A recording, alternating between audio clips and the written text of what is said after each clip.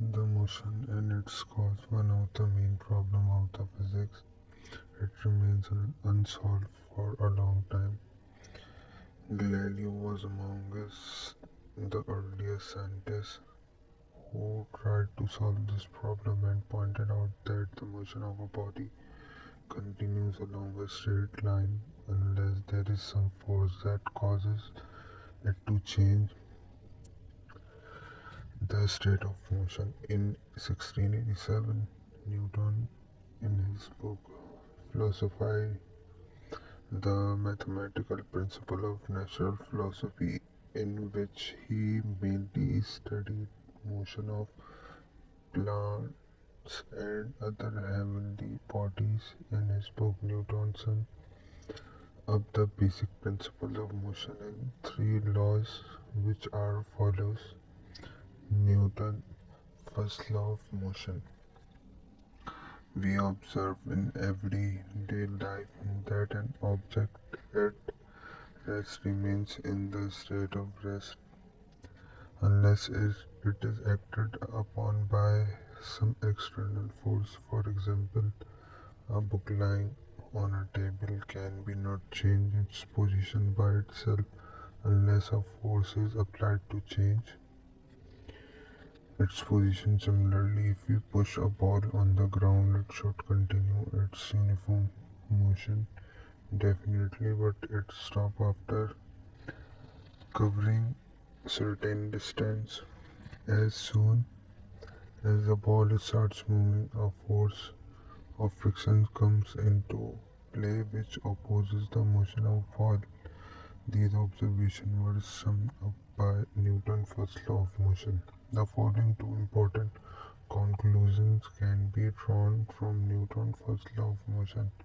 Force is an agent which is produce or tends to produce change in the state of rest or of uniform motion of an object. All the material objects possess the property of opposing any change in their state of rest of uniform motion. This property of matter by virtue of which an object resists a change in its state of rest or motion is called inertia. Thus, Newton's first law of motion is also called the law of inertia. Mass is the direct measure of inertia, that is, the greater the mass on an object, the greater will be inertia because a relatively greater force is needed to be change its state. The following are few examples from our daily life which will help us understanding inertia.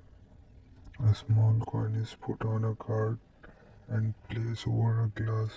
When the card is flicked away with the finger, the coin drops into the glass. Suppose we are sitting in a stationary bus. If it starts moving suddenly, we will feel like a jerk in the backward direction.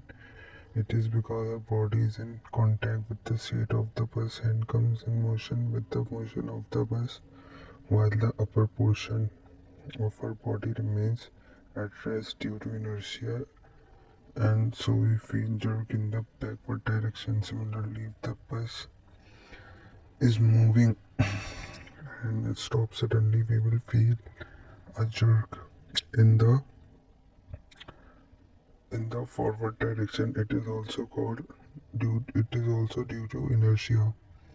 Newton's second law of motion. Newton's first law of motion has given us an example. Distance of force as an agent that changes or tends to change the state of rest or motion of an object. For the determination of this force, a lot of mathematical calculation, Newton derived a definition relationship between the force acting on an object, the mass of the object, and the acceleration produced.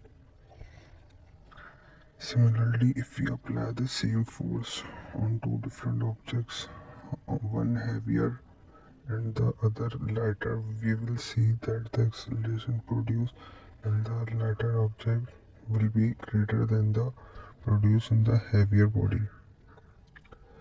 Newton summarized these results in the form of law which is known as Newton's second law of motion.